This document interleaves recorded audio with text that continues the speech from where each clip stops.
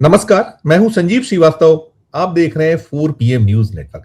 दोस्तों, राहुल गांधी अब अमित शाह के इस्तीफे को लेकर आर पार की लड़ाई लड़ रहे हैं। वैसे तो वो दो टूक ऐलान कर चुके हैं कि अगली बारी अमित शाह की है और अमित शाह का इस्तीफा होगा। अब अमित शाह को बचाने के लिए पूरी ताकत नरेंद्र मोदी और उनकी जो टीम है और खुद अमित शाह दिख रहा है कितने भयभीत हैं। आज भी वे सदन नहीं पहुंचे और आज संसद में दोनों सदनों में लगातार हंगामा मचा रहा, क्योंकि एक बिल था आज जिसमें जो कार्यसूची उसमें उल्लिखित था कि इसे अमित शाह प्रस्तुत करेंगे, लेकिन उनके नाम से जो राज्य मंत्री उन्होंने कहा कि अमित शाह की ओर से प्रस्तुत कर रहा हूं। तो ये सीन है और साथ साथ अब अलग अलग तरह के ड्रामे चल रहे हैं जो बचाने का क्रम है। अनुराग ठाकुर ने जो राहुल गांधी उनके खिलाफ विशेषाधिकार हनन का नोटिस दे रखा है।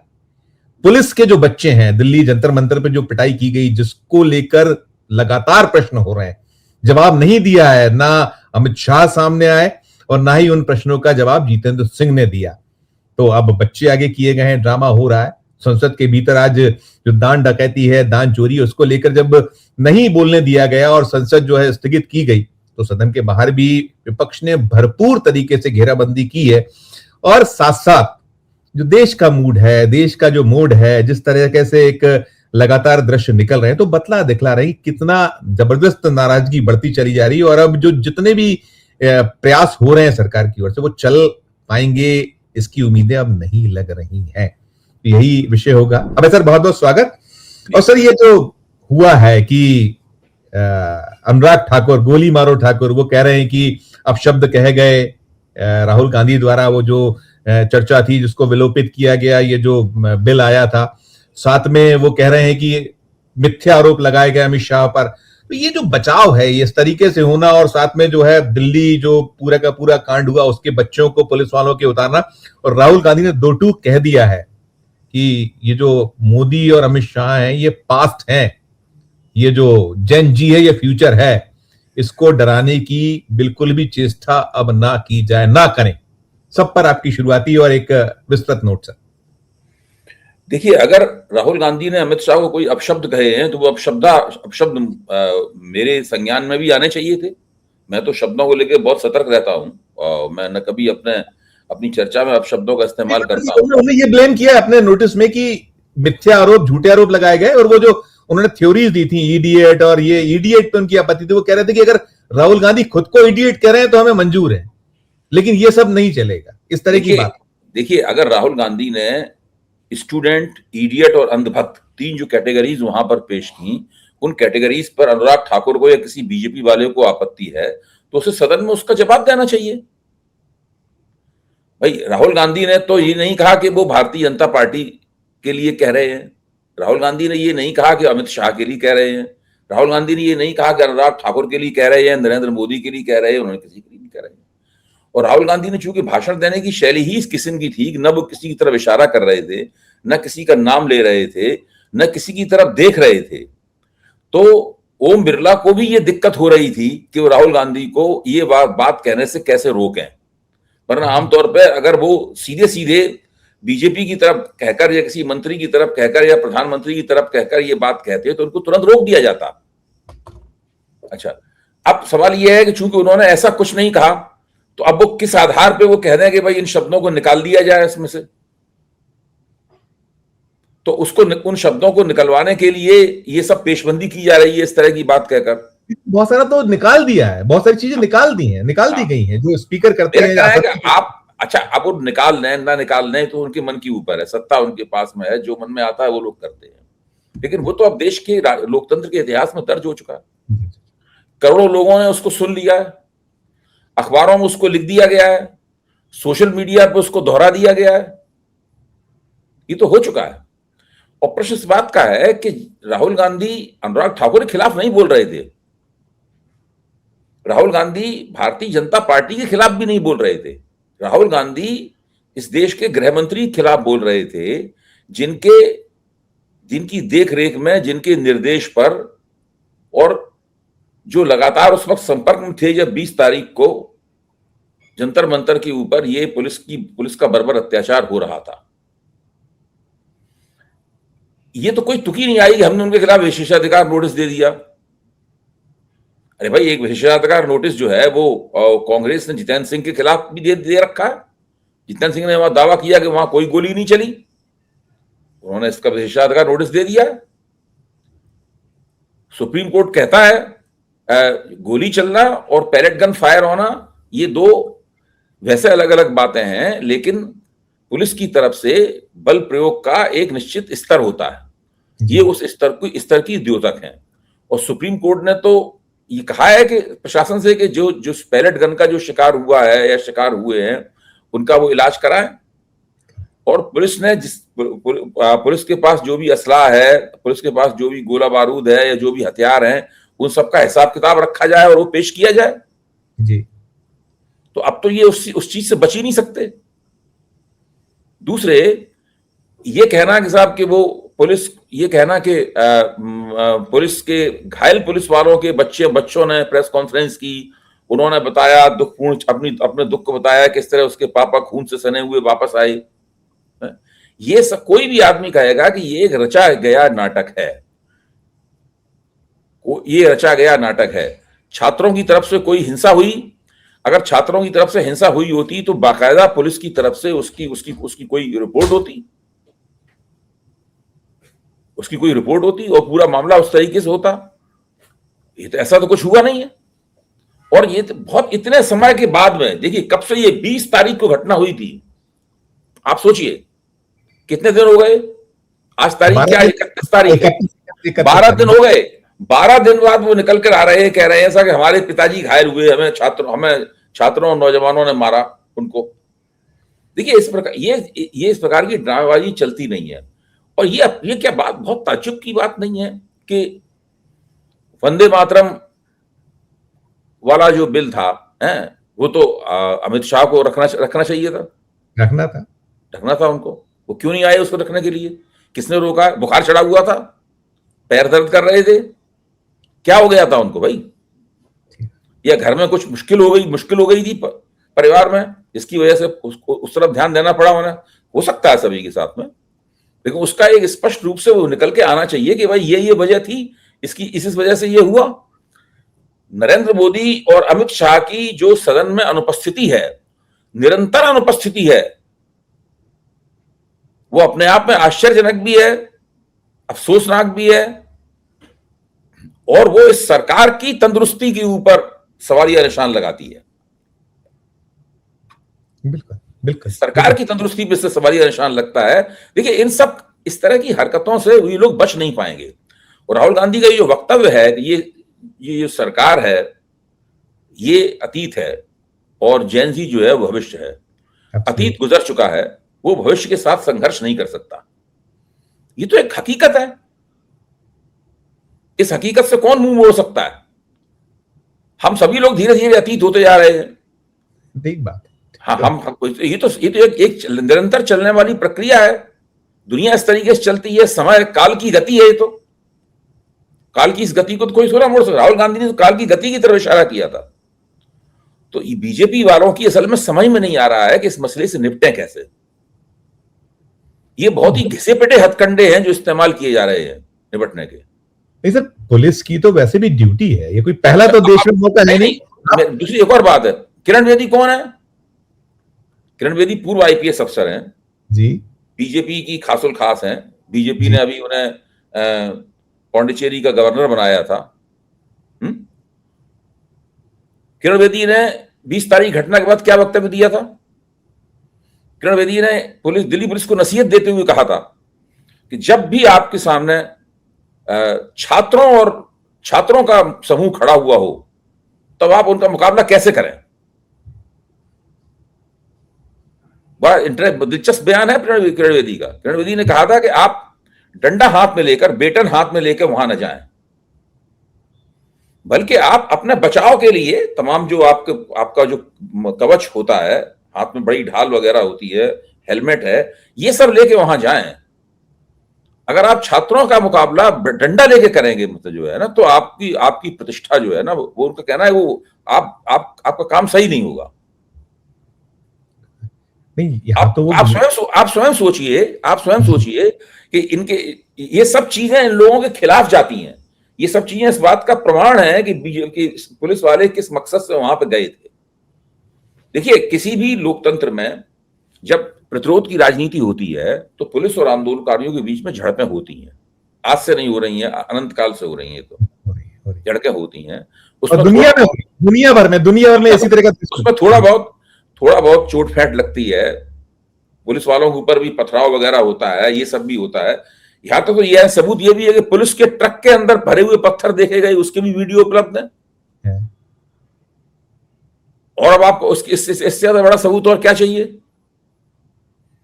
तो ये मैं फिर बार बार इस बात को कह रहा हूं कि जब आपके पास किसी राजनीतिक आरोप का और आपकी अपनी राजनीतिक गलती का प्रक्षालन करने के लिए और राजनीतिक आरोप का जवाब देने के लिए आपके पास युक्तियां नहीं बचती हैं, तर्क नहीं बचते हैं, तब आप इस प्रकार की ड्रामेबाजी और हथकंडे करते हैं, जो हथकंडे ये लोग कर रहे हैं। Right sir. इधर एक चीज मुझे पूछना है, आपको खूब याद है, हम लोग भी देखते रहे हैं, आप तो कवर भी करते रहे हैं संसद को। अमित शाह हम 2014 के बाद से, और उनका जो पदार्पण हुआ है, जो 2 में ठीक तरीके से वो उनकी एंट्री प्रॉपर होती है मोदी और 2 में, और कितने ऐसे अवसर आए सर जब वो बार बार बाहें चढ़ा के बोलते रहे, कितनी उनकी एक ताल ठोकना, एक विपक्ष को चुनौती देना। वो कई बार कहते थे मैं भागता नहीं हूं, मैं अडिग हूं, आप बताइए क्या है, और सब। अब ये सतत भाग रहा है, क्या किसी कोई रणनीति का हिस्सा है? मैंने कल भी आपने कुछ चीजें डिकोड की थी। कल मैंने आपसे कहा था, संजीव जी, मुझे अच्छी तरह याद है, कल की पूरी चर्चा मुझे याद है अच्छी तरह। जी सर। और कहा था, और मैं उस पर सोचता भी रहा उसके बाद लगातार। जी, मुझे यही लगता है कि ये लोग किसी बड़ी बात की तैयारी कर रहे हैं। इन्हें उसके लिए थोड़ा समय चाहिए, कुछ ऐसा करना चाहते हैं जिसके लिए उन्हें तुरंत उनके हाथ में कोई चीज नहीं है, उसका इंतजार कर रहे हैं। ये कुछ ऐसा कुछ बना रहे हैं जिसको लेके अचानक ये प्रकट होंगे। और वो कुछ भी कर सकते हैं, जैसे इंदिरा गांधी ने किया था, संविधानगत इमरजेंसी घोषित कर दी थी। ऐसा भी कुछ हो सकता है, कुछ भी हो सकता है। इन्होंने तो गैर संवैधानिक इमरजेंसी घोषित कर ही रखी है, उन्हें जरूरत नहीं है इसकी। लेकिन मैं बता रहा हूं कि जब सरकार डेस्परेट होती है, मेरी जिज्ञासा शायद, अभी कोई कह रहा था कि इमरजेंसी से प्रावधान शायद खत्म हो गए, कुछ है क्या? इसको कैसे, थोड़ा इसको एलाबोरेट हमारे दर्शकों के लिए इसको देखना पड़ेगा। ये तकनीकी पहलू है, इसको देखना पड़ेगा कि वो प्रावधान है अभी खत्म हो गए हैं। कुछ तो ऐसा किया था, जनता पार्टी की सरकार बनी थी तो शायद वैसी इमरजेंसी इंदिरा गांधी ने लगाई थी, वैसी इमरजेंसी दोबारा न लगाई जा सके, इस बात की कोई कुछ हुआ तो था, वो हमें इतना ध्यान नहीं है इस वक्त है। लेकिन मैं ये कह रहा हूं कि ये लोग कुछ अंदर ही अंदर जो है कुछ घुटाई कर रहे हैं, आपस में घुटाई कर रहे हैं, और इनकी समझ में नहीं आ रहा कि ऐसा क्या करें। ये कुछ ना कोई धमाका लाएंगे, और अगर ये धमाका नहीं लाएंगे तो फिर ये लगा, और उस धमाके से इनकी अगर रिकवरी नहीं होगी, देखो इनको बहुत बड़ी रिकवरी करनी है।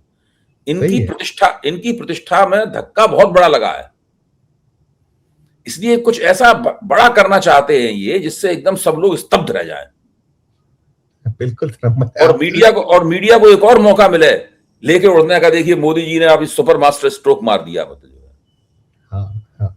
नहीं सर, हम लोग 2014 से सतत देख रहे हैं। देखिए, इस दोनों जो, देखिए आज सरकार हो या भारतीय जनता पार्टी, दो लोगों के इर्द गिर्द है पूरा, मोदी और शाह की बीजेपी, मोदी और शाह की सरकार, और अंग संग सब कहां शरणम है, गच्छामी, जो दिखता है हम लोग मानते हैं कि सारा कुछ है। तो ऐसे में इतने अपमान, ऐसा घूंट, हम दोनों की बॉडी लैंग्वेज सर देख रहे हैं लगातार। मोदी जी की कल वो रात में 10:30 बजे आई है 5वीं रील है, 4वीं-5वीं जो रील है उसमें वो कि देखिए बिल पास हो गया और हमने वो सब कर डाला, और उसमें क्या क्या वो कर रहे थे तमाम की। और उन्होंने ये भी दलील दी सर कल वाली रात वाली रील में कि ये जो है दशकों से चल रहा था ये पेपर लीक, और ये, अरे भाई नीट के एग्जाम तो शायद तीसरी बार लीक हुआ, ये 2 बार इनके कार्यकाल में, एक आध बार शायद पहले। तो ये जो इतने खून के घूंट पी रहे हैं, और जो अमित शाह को लेकर हो रहा है, हम संसद में आज भी था, क्यों गायब है अमित शाह, और नारे, और फिर जो वहां आप जो मुझे लगता है जो वो भी कहीं हुआ, जितना वो दमन हुआ वहां भी बहुत अमित शाह को लेकर मीम्स बने, बहुत नारे, बहुत, तो वो कहीं वो दिखता है शायद उसी का प्रतिकार था। तो अभी जो कहीं कुछ है, तो खून का घूंट कैसे पी रहे होंगे सर, कैसे हो रहा होगा? आप जो कह रहे शायद उसी का कुछ है, आगे दिख रहा है शायद। मैं तो ये मानता हूं कि इस एक घटना ने 20 तारीख की घटना ने, 20 जुलाई की घटना ने भारतीय जनता पार्टी की सरकार की प्रतिष्ठा, नरेंद्र मोदी की प्रतिष्ठा, अमित शाह की प्रतिष्ठा और राष्ट्रीय स्वयंसेवक संघ की प्रतिष्ठा, इनके ऊपर एक साथ बहुत जबरदस्त आघात किया है। ये लोग इस आघात से बच सकते थे अगर ये दमन से पहले बात मान जाते। वो उन्होंने किया नहीं, वो इनसे गलती हो गई। इनका मानना यह था कि दमन से जो है लड़के घबरा जाएंगे और भाग भूग जाएंगे, इसीलिए लड़कों को एक सबक सिखाने के लिए और थोड़ा सा दर्द देने के लिए ही पुलिस की कार्रवाई की गई थी। इसीलिए सब वो शॉक बेटन जो हैं, कील लगे हुए डंडे, उनका इस्तेमाल किया गया, आंसू गैस का इस्तेमाल किया गया, लाठीचार्ज का इस्तेमाल किया गया और वैसे भी बहुत बुरी तरीके से मतलब ताक ताक के मारा गया, लड़कियों को अपमानित किया गया। लड़कियों का, पुलिस वालों को क्या जरूरत थी भाई किसी लड़की के कपड़े फाड़ने की? पुलिस वालों को क्या जरूरत थी किसी लड़की के गुप्तांग में अपना डंडा कोंचने की? क्या आवश्यकता थी? कोई जरूरत नहीं थी पुलिस वालों को। पुलिस वालों को ट्रेनिंग दी भी नहीं जाती है। क्या जरूरत थी कि उसमें ऐसे लोगों को भी भेजा जाए जो कि सुनिश्चित रूप से पुलिस वाले नहीं थे, ऐसे वर्दीधारी थे जिनका नाम उनके सीने पर नहीं लिखा था, जो देखने में पुलिस वाले नहीं लग रहे थे, ऐसे सादा वस्त्रधारी थे जो डंडे लिए हुए डंडे चला रहे थे, जिनका कोई अधिकार नहीं डंडा चलाने का। और उसके ऊपर तो मैंने कांग्रेस के प्रवक्ता हैं सुरेंद्र राजपूत, तो उन्होंने एक बड़ी पोस्ट लिखी थी। उन्होंने कहा था कि ये एमएस फोर्स है, मोदी शाह फोर्स है, जो उन्होंने बहुत दिनों से बना रखी है गुजरात के जमाने से। मैंने पूरी अपने एक कार्यक्रम में पूरी उनकी पोस्ट भी पढ़ी थी सुरेंद्र राजपूत की। उन्होंने पूरे विस्तार से बताया था कैसे इसमें रिक्रूटमेंट होता है, क्या नहीं होता। ये सब जो आपको फर्जी वर्दी पहने हुए या सादे वस्त्रों में मारपीट करते हुए लोग मिले, ये मोदी शाह फोर्स वाले लोग हैं। जी जी जी। हाँ, तो ये एमएस फोर्स, ये सब बातें भी निकल के आई हैं। तो ये तमाम एमएस फोर्स, हाँ एमएस फोर्स, एमएसएफ उन्होंने लिखा था है। तो ये सब जो बातें निकल के आई हैं, ये सब बातें एक इस सरकार की एक नई तस्वीर पेश करती हैं। अच्छा, अब ये सुरेंद्र राजपूत ने पोस्ट लिखी, सब जगह इनकी चर्चा भी हुई, उन चेहरों की भी चर्चा हुई, उन चेहरों की शिनाख्त भी हुई जो वहां कोई जिम चलाता है और वहां गुंडागर्दी करते हुए, मारपीट करते हुए पाया गया। बहुत सारे छात्रों ने उनसे कहा भी कि भाई तुम कौन हो, जब सवाल भी उठाए तुम क्यों डंडे चला रहे हो, फौरन बोले अभी बताते हम कौन है, फिर डंडे मारने लगे वो। तो ये सब जो हुआ है ये कोई करने की जरूरत नहीं थी, लेकिन कुछ खास तरह से आंदोलनकारियों को तकलीफ देने के लिए, महिलाओं को अपमानित करने के लिए दोबारा उनकी हिम्मत न पड़े आंदोलन स्थल पर आने की लड़कियों की। अगर लड़कियों की इज्जत पे आप हाथ डालेंगे, उनका अपमान करेंगे, तो वो घबरा के नहीं आएंगे। एक बार 2-4 डंडे बर्दाश्त कर लेंगी, वो उसमें आ जाएंगी, लेकिन ऐसे में शायद नहीं आएंगी। ये तमाम बातें तो माँ बाप भी कहेंगे अपनी बेटियों से, भाई वहां मत जाना, वहां तो ऐसा ऐसा होता है? तो ये करने के लिए सब किया गया था। ये लोग बहुत खराब लोग हैं, मैं आपको बताऊं, बहुत खराब लोग, बहुत खराब, सच में। इतने खराब पॉलिटिशियन इस देश में कभी भी नहीं आए, बहुत खराब लोग। मैंने इसलिए खून का घूंट पीकर क्यों बैठे हैं, तो आपने इसको डिकोड। सर देखिए, इनकी वजह से पूरा लोकतंत्र खून का घूंट पी रहा है। मैं आप ये भी सही, ये बहुत सही। अब सर देखिए, जो अभी भी हो रहा है, अभी भी कहीं एफआईआर और चल रहा है, वो जो उसमें कहीं एक धारा निकाल लेते हैं, कहीं रास्ता निकाल लेते हैं कि वो जो आपराधिक प्रवृत्ति के हैं, और आप किसी को भी आपराधिक प्रवृत्ति का ठहराना आपका कुछ भी बहुत आसान सा है। जैसे वो लड़की है जिसने प्रधानमंत्री के खिलाफ वो आपत्तिजनक टिप्पणी थी, हम उसका समर्थन नहीं करते, लेकिन उसके समर्थन में है लोग। आप गुस्सा किस कदर है वो उसको जो एफआईआर की उस लड़की को लेकर। देखिए, प्रधानमंत्री के खिलाफ बहुत सारी ऐसी टिप्पणियां की गई जिनको साधारण तौर पर आपत्तिजनक कहा जाएगा। अमित शाह के प्रति ऐसी बहुत टिप्पणियां की गई जिनको साधारण तौर पर आपत्तिजनक कहा जाएगा। जब यूजीसी नियमावली में दक्षिणपंथी छात्रों, युवाओं, दक्षिणपंथी तत्वों ने विस्फोट किया था, उसमें भी अमित शाह और नरेंद्र मोदी के खिलाफ इससे भी ऐसी ही और इससे भी ज्यादा आपत्तिजनक टिप्पणियां की गई थी। तब तो उनके खिलाफ कोई पुलिस एक्शन नहीं हुआ था, तब तो उनके खिलाफ फेस रिकॉग्निशन के टेक्निकल बंदोबस्त के तहत वो चेहरे नहीं ढूंढे गए थे कि इसमें बदमाश कौन थे और नेक मास कौन थे। क्यों नहीं किए गए थे? क्योंकि वो इनके जेबी वोटर थे, वो इनके जेबी वोटर थे। क्योंकि ये लोग जो आए थे ये वामपंथी रुझान वाले लोग थे, मंच पे आयसा के लोग अनशन कर रहे थे, सारा माहौल ही वामपंथी था, सारी बातचीत वामपंथी थी, पूरा माहौल वामपंथी था, इसलिए सबको अपराधी, उनमें से अपराधी तत्व तो ढूंढने में लगे हुए हैं ये लोग। अच्छा, अब दिक्कत की बात क्या है, ये सब करते हुए भी इन लोगों को ये विश्वास नहीं है कि इससे उनको कोई रिकवरी करने का मौका मिलेगा। नहीं, इन्हें वापसी करने के लिए कुछ और करना होगा। अब उत्तर प्रदेश का चुनाव आएगा, उत्तर प्रदेश का चुनाव जीतना होगा, उसमें तो लगे ही होंगे, खैर उत्तर प्रदेश का चुनाव जीतना होगा, लेकिन अभी उसमें बहुत समय है। इसी घटना की वजह से उत्तर प्रदेश के चुनाव पर भी असर पड़ सकता है। नहीं sir, Vande Mataram bill pass हो गया है, वंदे मातरम कर लिया। अभी वो जो आ रहा है क्या कांवड़ यात्रा आ रही, उसे लेकर एक अग्रेसिव कैंपेनिंग और उसकी तैयारी हो रही, सारी चीजें चल रही हैं, सारा कुछ है। वो हिंदू मुसलमान शायद किया जाएगा उसमें शायद। अभी सर एक चीज और मुझे आपसे चाहूंगा कि आप कीजिएगा डिकोड की अभिजीत दीपके के बड़ा इंटरव्यू चल रहा है। अभिजीत दीपके बहुत आक्रामकता के साथ में, वो गोदी मीडिया भी चला रहा है, इंटरव्यू मैंने देखे, आपने भी शायद देखे हो, और वो कंडेम्ड कर रहे हैं, वो इस्तीफे भी मांग रहे हैं, और वो कह रहे हैं इस बिल अकेले से कुछ होना नहीं है।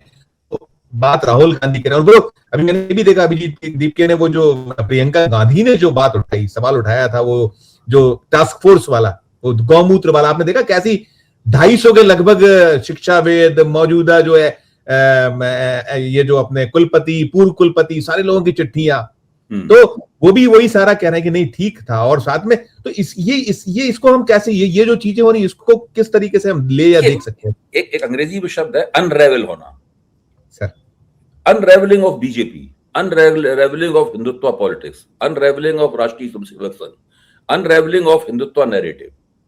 इसका मतलब क्या है अनरेवलिंग का?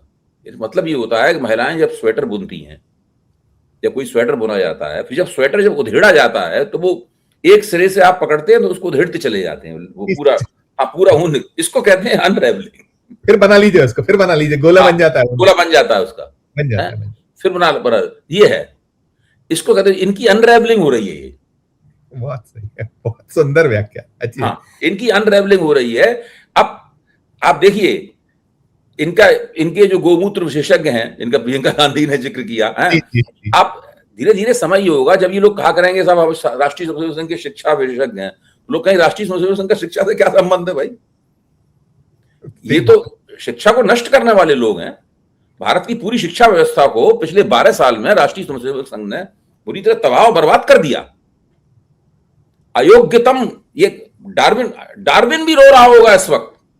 क्या बात? डार्विन की थीसिस थी योग्यतम की उत्तरजीविता, survival of the fittest. Yes sir, Rashtriya Swayamsevak संघ के शासनकाल में है अयोग्यतम की उत्तरजीविता। बहुत सुंदर, बहुत सुंदर, बहुत सुंदर, खूबसूरत। ये इस तरह का, ये है सभी लोगों की हालत। अब सर आज जो है संसद में वो जो दान डकैती है, आप देखिए उठाने तो देते नहीं। मुझे भी, मैं आज कई बार मैंने जिक्र किया और आज भी जिक्र किया मैंने डिबेट में, कि मुझे सर याद नहीं आता कि काम रोको प्रस्ताव, कोई काम रोको प्रस्ताव नहीं। आप सदन में बोलने ही देना। राहुल गांधी को आपने कैसे डिरेल करते हैं, नहीं बोलने देते, हंगामा करते हैं, उधर राज्यसभा में आप करते हैं मल्लिकार्जुन खड़गे, जो अच्छे वक्ता है सबको। अभी जो है आज वो संसद के बाहर गेरुआ वस्त्र पहनकर पहुंचे वो जो पप्पू यादव, और फिर एक करना पड़ा उनको भी कि अल्टीमेटली हमें भी तो एस्टेब्लिश करना है, जनता तक जाना, उन्होंने उसको उकेड़ दिया।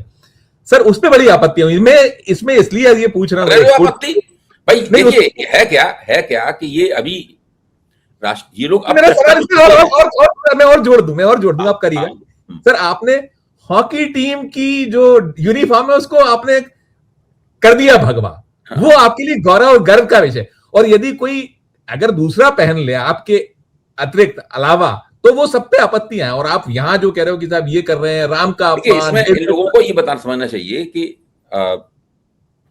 जो नीला रंग है वो सारी दुनिया में, खेल जगत में भारत का प्रतीक है।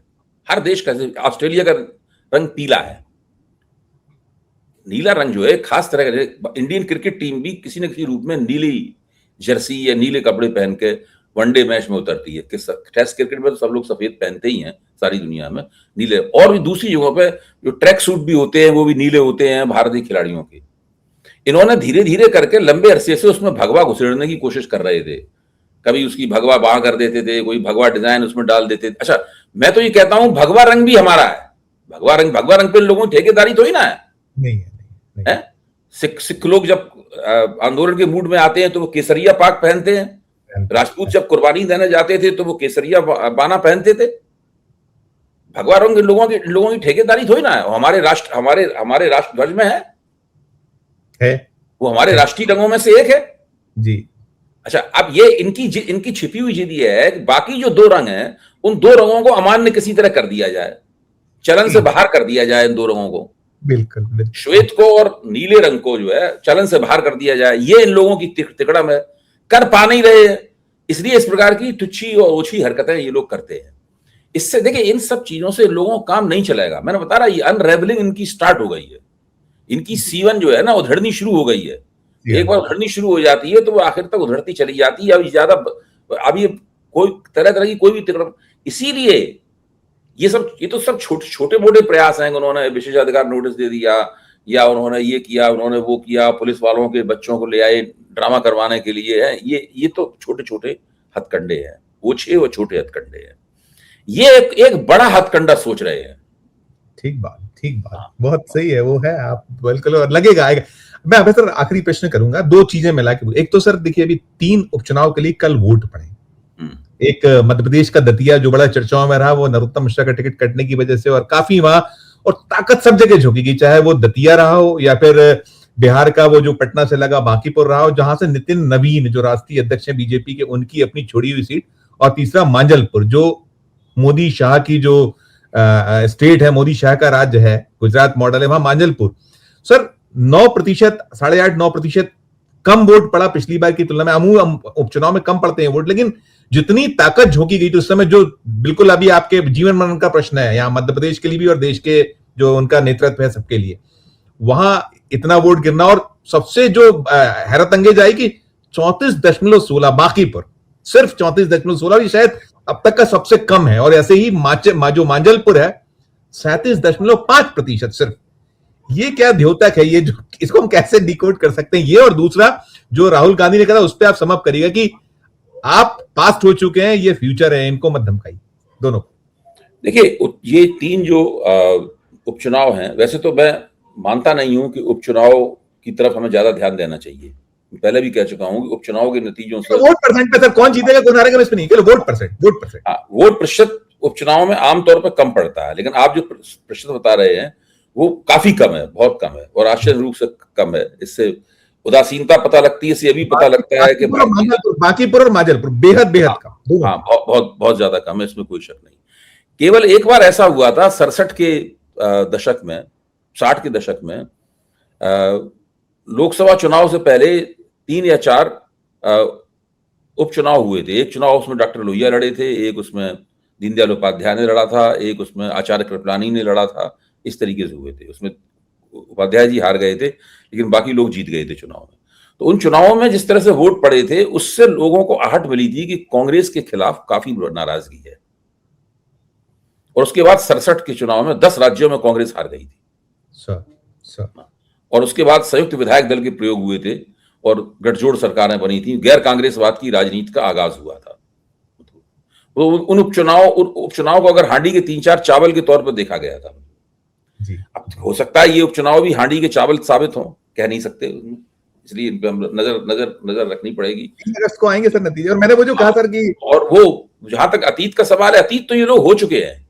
इन्होंने जिस तरीके से बच्चों के साथ में मारपीट की है, जिस तरह से हिंसा की है, ये सब जो किया है, उसका हर व्यक्ति, हर सरकार अतीत होने के लिए अभिशप्त है। उसे अतीत होने के लिए तैयार भी रहना चाहिए, क्योंकि काल की गति यही है। हमारे ऊपर भी यही नियम लागू होता है, इन लोगों के ऊपर भी ये नियम लागू होगा। ये चाहते हैं कि ये अतीत ना होकर ये चिरंतन हो जाए। ये चिरंतन हो जाए, इनका समय कभी खत्म ही ना हो, मतलब ये शाश्वत हो जाए, मतलब ये चाहते हैं। ये तो चलेगा नहीं चलेगा। ये तो बहुत तेजी के साथ अतीत होते जा रहे हैं। जी एब्सोल्युटली। नहीं, बहुत शुक्रिया अदा करूंगा, बहुत अच्छे से आपने सारी चीजें और डिकोड किया। बहुत शुक्रिया, बहुत आभार अभय सर, धन्यवाद। दोस्तों सुन रहे थे, और जो अभय सर ने कहा कि अतीत हो गए हैं, हो चले हैं, और जो वर्तमान बने रहने की उधेड़-बुन है, अब तो खुद ही को उधेड़ा जा रहा है। वो जो बहुत अच्छा एक अभय सर ने दिया कि स्वेटर का जो खोलना होता है तो केवल एक धागा खुलता है और पूरा स्वेटर खुल जाता है। उस दिशा दशा की ओर है, और समझ अभी भी नहीं आ रहा है। और नो डाउट जो राहुल गांधी कह रहे हैं कि जैन जी ही देश का फ्यूचर है। दोस्तों, सारी चर्चा को सुनने के बाद आपकी अपनी जो राय हो, आपकी अपनी जो टिप्पणी हो, जो हम बार बार आपसे निवेदन करते हैं, जरूर जरूर आप टिप्पणी भी कीजिए, राय भी प्रकट कीजिए, और जो सबसे खास है कि चैनल को लाइक कीजिए, सब्सक्राइब कीजिए और ज्वाइन का बटन जरूर दबाइए, जिससे हमारी हौसला अफजाई होती है। प्यार और स्नेह बनाकर देखते रहिए 4 PM न्यूज नेटवर्क। धन्यवाद, नमस्कार।